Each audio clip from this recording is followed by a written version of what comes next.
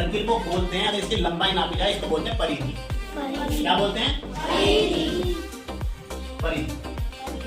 ठीक है, परिधि मालूम चल गया किसे कहते हैं।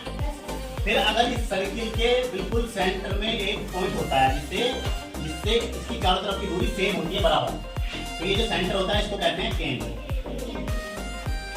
क्या बोलते हैं? केंद्र। सभी बच्चे ध्यान रखेंगे, ये पूछूंगा कल।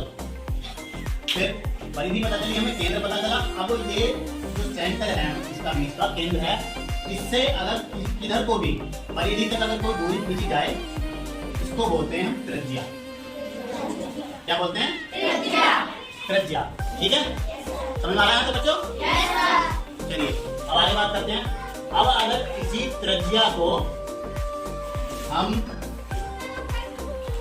दूसरे छोर को भी मिला दें ऐसे, तो जो सेंटर से होके जाएगी जो त्रिज्या, तो वो कहलाएगी व्यास। क्या कहलाएगी? अभ्यास में व्यास। सेंटर से एक तरफ है तो त्रिज्या अगर पूरी निकल गई तो क्या हो जाएगी? व्यास। तो इसको व्यास बोलेंगे। व्यास के बाद बारी आती है, सेंटर है यहाँ पे, और अगर कोई भी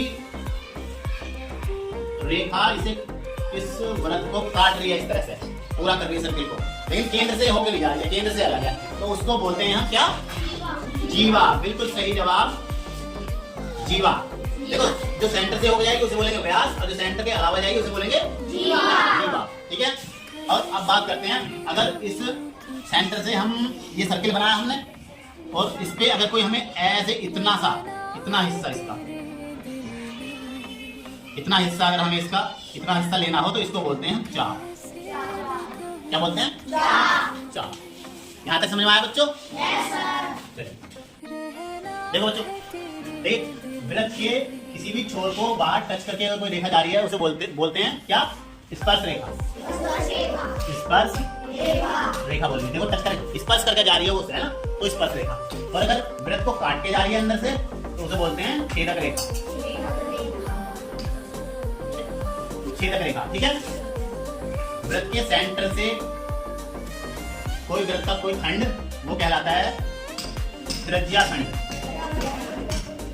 ठीक है, और सेंटर को छोड़कर, केंद्र को छोड़कर अगर वृत्त का कोई भाग है पूरा तो वो कहलाता है वृत्तखंड।